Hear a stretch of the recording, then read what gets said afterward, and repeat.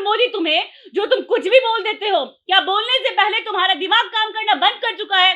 तो आ जाओ हमारे झारखंड में आ जाओ। हम यहाँ से बिहार से आएंगे और झारखंड तुमको लेके चलेंगे और तुम्हारे दिमाग का इलाज करवाएंगे। ये जो मोदी है, चाय बेचते बेचते पूरे देश को बेच दिया, और देश बेचते बेचते उसने अपने ईमान को भी बेच के रख दिया है। वो फ्रॉड, झूठा इंसान, उसे शर्म नहीं आती है।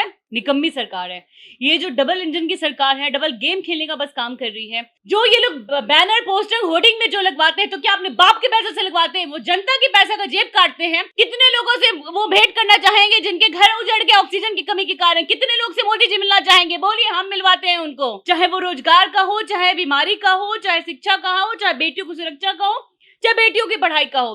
वो अपने काम करने की बजाय लोगों को गुमराह करने का काम कर रही है। अरे बेवकूफ सरकार, तुमको समझ में नहीं आ रहा है कि 32 साल पहले जो केस हुआ था, वो खुद बोल रहा है कि अपहरण मेरा किया ही नहीं है पप्पू यादव। तो तुम क्या अपने भौजाई को परछावन कराने के लिए पप्पू यादव को रखे हुए हो जेल में?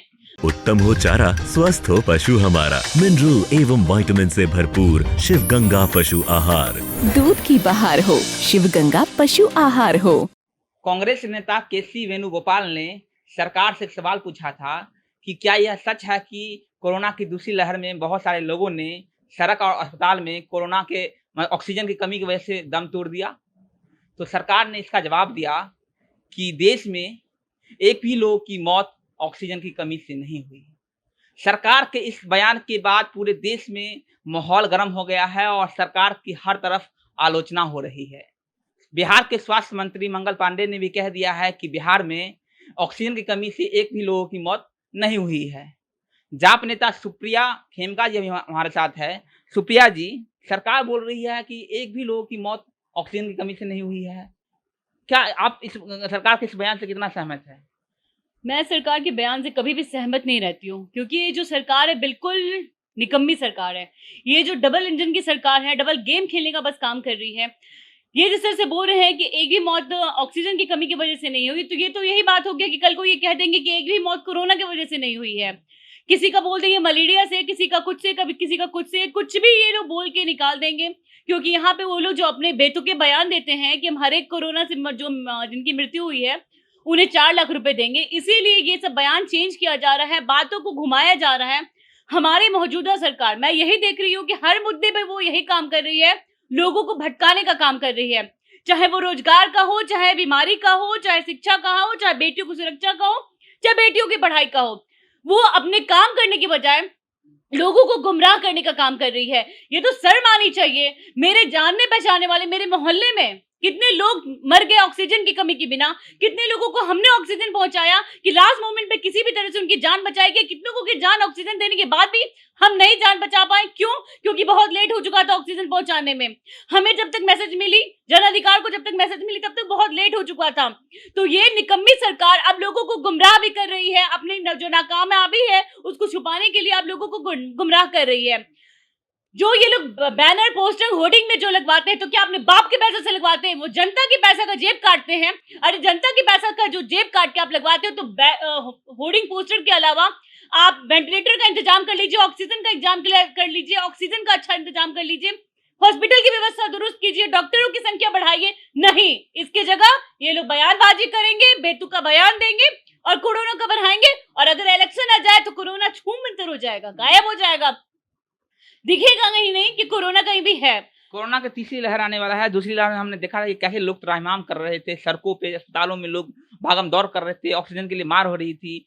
ऐसे समय में सरकार का ऐसा बयान आना, क्या सरकार जो है अपने ऊपर लगे छवि को बदलना चाहती है? जो उनके ऊपर दाग लग गया है उसको हटाना चाहती है सरकार? नहीं, ये शायद ये छवि को बदल तो वो एकदम ही नहीं सकते, क्योंकि जो सरकार की छवि कोरोना के टाइम में और बाढ़ के टाइम में लोगों के मन में बैठ चुकी, वो छवि शायद अब जिंदगी में कभी नहीं चेंज होगी। हमने जो जंगल राज देखा था, उसमें बदलाव लाने के लिए हमने नई सरकार लाई थी। शायद हमने पढ़ा लिखा मुख्यमंत्री चुना था, पढ़े लिखे मंत्रियों को हमने चुना था कि शायद एक अच्छा माहौल हमें मिलेगा अपने बिहार में, अपने भारत में। लेकिन ऐसा कुछ भी नहीं हुआ। ये लोग तो बस गेम खेलने के लिए बैठे हुए हैं। गेम खेलते हैं, भ्रष्टाचार फैलाते हैं, अपने घरों को बढ़ाते हैं, अपने धन संपत्ति को बढ़ाते हैं। इसके अलावा ये लोग क्या करते हैं? जब जनता की बात आती है तो लोगों को गुमराह किया जाता है। हिंदू मुस्लिम में लोगों को बांटा जा रहा है, मर्द पुरुष में लोगों को, मर्दों में और औरतों बांटा जा रहा है, हर जगह भिन्नता की जा रही है। अब एक देख लीजिए नया आया है, ओबीसी में का आरक्षण हटाने की बात हो रही है। तो ये क्या है, पहले तो एक पुरुषवादी मानसिकता को पैदा कर दी और उसके बाद ओबीसी का आरक्षण हटा रहे हैं, महिलाओं को हो सकता है कुछ दिन में आरक्षण हटा देंगे, हर कुछ। तो ये क्या मनमानी करने के लिए आप लोग आए हैं? नहीं, आपसे पहले भी बहुत सारे बुद्धिजीवी थे, जो भी आरक्षण भी दिया गया या फिर जो भी हो रहा है बहुत सोच समझ के दिया गया था। एक आप ही बुद्धिजीवी नहीं हुए। हमारे बिहार को बर्बाद मत कीजिए, ढंग से जो भी बोलिए सोच समझ के बोलिए और लोगों को गुमराह करना बंद कीजिए। पीएम मोदी के मंत्री जो हैं श्री, उन्होंने कहा है कि पूरे देश में एक भी लोगों की मौत ऑक्सीजन की कमी से नहीं हुई है। इतना बड़ा देश है, इतनी संख्या है, इतने लोगों की मौत हो गई कोरोना से और एक भी लोगों की मौत कोरोना से नहीं हुई, ये कैसे सरकार कर सकती है? ये जो मोदी है, चाय बेचते बेचते पूरे देश को बेच दिया और देश बेचते बेचते उसने अपने ईमान को भी बेच के रख दिया है। वो फ्रॉड, झूठा इंसान, उसे शर्म नहीं आती है। पूरा जब देश शमशान बन चुका था, ऑक्सीजन की कमी से, दवाओं की कमी से, हॉस्पिटल की कमी से, डॉक्टरों की कमी से, जब पूरा देश मर रहा था तो वो फोटो सेशन करवा रहा था, कहीं नजर नहीं आया। और वो जो अभी बेतुकी बयान दिया है कि ऑक्सीजन की कमी से एक भी लोगों की मौत नहीं हुई, तो शर्म आनी चाहिए नरेंद्र मोदी तुम्हें, जो तुम कुछ भी बोल देते हो। क्या बोलने से पहले तुम्हारा दिमाग काम करना बंद कर चुका है? तो आ जाओ हमारे झारखंड में आ जाओ। हम यहाँ से बिहार से आएंगे और झारखंड तुमको लेके चलेंगे और तुम्हारे दिमाग का इलाज करवाएंगे। तुम्हें शर्म आनी चाहिए। कल को अगर तुम बोल दोगे कि एक भी मौत कोरोना से नहीं हुई है, तो क्या ये भी सच होगा? तुम मोदी हो, तुम प्रधानमंत्री हो, तो तुम्हें क्या कुछ भी बोलने की ये हो गई है, अनुमति हो गई है? इतने लोगों की जान गई है, इसका मतलब आप बस यही चाहते हैं कि जो भी आप योजनाएं लाए हैं कि कोरोना से जो मरा है उसके मृतकों को, मतलब परिजनों को ये सब मिलेगा, आप उसे देने के बजाय आप ये सब ढकोसले कर रहे हैं, बात को अलग दिशा में ले जा रहे हैं, गुमराह कर रहे हैं। तो लोगों को गुमराह करना बंद कीजिए और जिस काम के लिए आपको प्रधानमंत्री बनाया गया है, जिस काम के लिए हमने आपको चुना था, उस काम को कीजिए। और बिल्कुल उनके बात में कोई तर्क नहीं होता है। देखिए, जैसे हमारे भारत में ऑक्सीजन की इतनी कमी है, ऑक्सीजन के साथ साथ क्या वैक्सीन की इतनी कमी है, और मैंने सुना था कि वैक्सीन अभी आई है और वो हीरो बनने के लिए दूसरे देशों में बांटे जा रहे हैं। अभी आप जहां तक गली मोहल्ले में आप निकल के बात कर लीजिए, तो किसी को सेकंड डोज की बात छोड़ लीजिए, फर्स्ट डोज भी अभी नहीं पड़ा है, और वो दूसरे देश में बस वाही लूटना जिसे कहते हैं ना। बिहार सरकार तो बोले 6 महीने में 6 करोड़ लगा देंगे। अरे बिहार सरकार तो बोल दिया कि एक भी मौत कोरोना से नहीं हुई, एक भी मौत ऑक्सीजन की कमी से नहीं हुई। बिहार सरकार क्या हुई? तो केंद्र सरकार भी यही बोल रहे हैं कि ऑक्सीजन की कमी से, इतने हमारे पास ऑक्सीजन भरा हुआ था। वही जो ये लोग करते हैं, नौटंकी चोचलाबाजी करते हैं, तो वो बोले कि एक भी मौत ऑक्सीजन की वजह से नहीं हुई, तो ये भी क्या हम मान के बैठ जाएं? कितने लोगों से वो भेंट करना चाहेंगे जिनके घर उजड़ के ऑक्सीजन की कमी के कारण? कितने लोग से मोदी जी मिलना चाहेंगे? बोलिए, हम मिलवाते हैं उनको। आप मिलवाएंगे उनको? बिल्कुल मिलवाएंगे। मोदी जी बोलिए, मिलने के लिए तैयार हो जाए। अगर हम ऐसे बोलेंगे तो हम पता है अगर लेके जाएंगे तो या तो डंडे के बल के हमको चुप करा दिया जाएगा, नहीं तो हमको सीधा वहां से तिहाड़ में शिफ्ट कर दिया जाएगा, बोलने नहीं दिया जाएगा। तो आप तिहाड़ में शिफ्ट करवाइए, चाहे धरती से इधर उधर भजवा दीजिए, लेकिन जो सच है वो हम हर मरते दम तक बोलेंगे। ऐसे बहुत से लोग मेरे नजर में भी है जो ऑक्सीजन के कारण दम तोड़े, कितने परिवार उजड़ गया। सारी लापरवाही मोदी जी की है। जिस टाइम में मोदी जी 26 जनवरी के टाइम में फोटो शूट करवा रहे थे दूसरे देश के राष्ट्रपति को बुलवा के, उस वक्त जबकि वुहान त्राहिमाम कर रहा था कोरोना से, अगर उसी वक्त कोरोना पे रोक लगा दिया जाता, दूसरे देश में आवागमन पे रोक लगा दिया जाता, तो शायद भारत की स्थिति नहीं होती। भारत में उसमें एक भी केस नहीं था।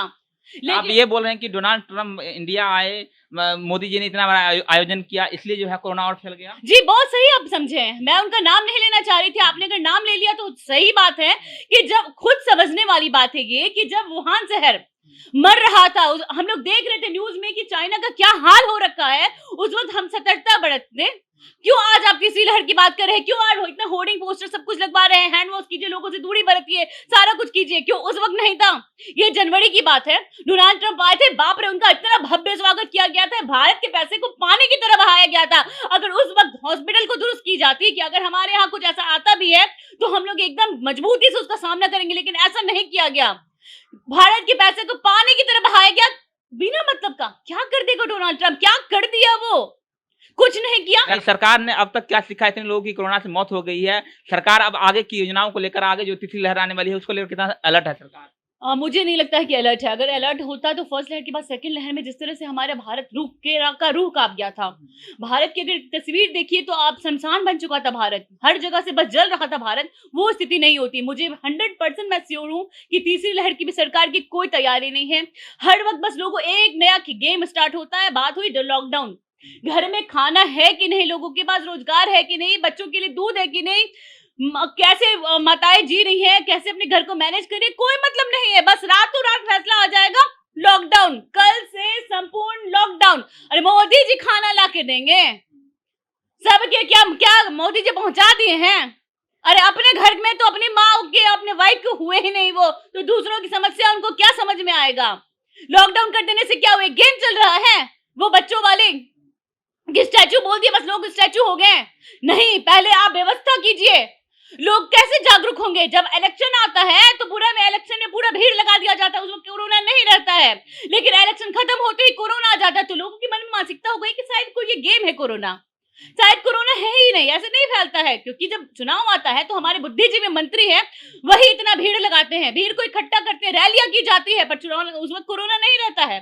तो इसीलिए लोगों ने भी कोरोना को मजाक में ले लिया है। अंतिम सवाल, पप्पू यादव जब कोरोना की दूसरी लहर आई थी, पप्पू यादव लगातार लोगों के सहायता कर रहे थे, हेल्प कर रहे थे, ऑक्सीजन पहुंचा रहे थे, खाना पहुंचा रहे थे, उसके बावजूद जो है उनको जेल में डाल दिया गया। ये कैसी सरकार है? अगर कोई हेल्प करना चाहता है गरीबों का, कोई मरीजों का, तो उसको जेल में भिजवा दिया जाता है क्या? ये तो जिस दिन पप्पू यादव जी 11 मई को जेल गए थे उस दिन से हम यही कहते आ रहे हैं कि ये सोची समझी साजिश है। पप्पू यादव जी लोकप्रिय होते जा रहे थे लोगों के बीच में, वो कोई मंत्री नहीं है, किसी भी पोस्ट पे नहीं है, हमारे तो एक भी विधायक भी नहीं है, तो हमें कोई सत्ता का लोभ नहीं है। अगर आगे आने वाले इलेक्शन की हम तैयारी कर रहे थे तो अगर ये भी हम कह रहे थे और इसके थ्रू लोगों की जान बच रही थी, कितनी जान हमने बचाई। शायद अगर अपने मुंह से मैं काउंट करेंगे तो होता है कि अपने मुंह मियां मिट्टू बनना। आप रोड पे जाओ और जन अधिकार के बारे में पूछो, हम कभी अपने अधिकार के लिए नहीं लड़ते हैं, हम हमेशा जन अधिकार के लिए ही लड़ते हैं। इसीलिए लोग कहते हैं कि इनाम जन अधिकार के ऊपर बिल्कुल सुटेबल है, क्योंकि हम हमेशा जन अधिकार के लिए ही लड़ते हैं। तो कितनी जान हमने बचाई यही लोकप्रियता देखने के लिए। अरे बेवकूफ सरकार, तुमको समझ में नहीं आ रहा है कि 32 साल पहले जो केस हुआ था वो खुद बोल रहा है कि अपहरण मेरा किया ही नहीं है पप्पू यादव। तो तुम क्या अपने भौजाई को परछावन कराने के लिए पप्पू यादव को रखे हुए हो जेल में? भौजाई परीक्ष लिए हैं, अगर नहीं परीक्षा है तो हम लोग को भी बुला लो, बढ़िया से परीक्षा देंगे, लेकिन छोड़ो ने पप्पू यादव जी को। तीसरी लहर आने वाली हो, बाढ़ से जनता त्राहिमाम कर रहा है, तुम पप्पू यादव जी को बाहर निकालो, सहन करो। नीतीश कुमार, अभी तक तुम्हें निकाल देनी चाहिए थी, उन्हें माफी मांगनी चाहिए थी कि जुर्म आपने किया ही नहीं। क्या देख रहे हैं? कुछ नया फसाया जा रहा है। क्या आपने इस टाइम हड़ताल की थी?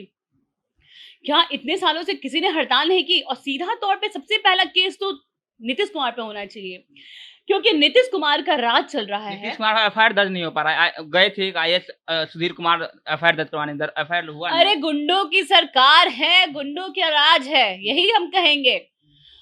जब आईएएस आईपीएस का नहीं हो पा रहा है एफआईआर दर्ज, तो आप सोचिए कि हम आम जनता का क्या होता होगा। एक बेगुनाह जो एमपी रह चुके हैं उनको 68 डेज से बंद करके रखा हुआ है अभी तक जेल में, जो कि वो इंसान का क्या गुनाह था कि सिर्फ वो लोगों की सेवा कर रहा था। सबसे पहला केस नरेंद्र मोदी पे होना चाहिए, दूसरा केस नीतीश कुमार पे होना चाहिए। क्यों? बिहार सरकार कहती है कि 32 साल से पप्पू यादव फरार थे, तो हमेशा दिल्ली में भी रहे, तो क्या नरेंद्र मोदी उनको आरक्षण दे रखे थे कि सुरक्षा दे के अपने घर में दिल्ली में बसाए हुए थे? वो नहीं। जाप की नेता सुप्रिया खेमका जी थी और इन्होंने कहा कि नीतीश कुमार को शर्म करना चाहिए। शर्म तो भारत सरकार को भी करना चाहिए, क्योंकि जो उनका एक बयान आया है, जो एक भी कोरोना लोगों की मरीजों की मौत जो है ऑक्सीजन की कमी से नहीं हुई है। आश्चर्य की बात है कि जब कोरोना की दूसरी लहर आई थी, पूरे देश में जो है त्रहमाम मच गया था ऑक्सीजन सिलेंडर के लिए, और सरकार कह रही है कि एक भी कोरोना मरीजों की मौत जो है ऑक्सीजन की कमी से हुई नहीं। ये बहुत बड़ा सवाल है, और सवाल ये भी है कि कोरोना की तीसरी लहर को लेकर सरकार कितना अलर्ट है। बने रहिए हमारे साथ। मेरा नाम वरुण झा है, आप जनता जंक्शन देख रहे थे। बहुत बहुत धन्यवाद।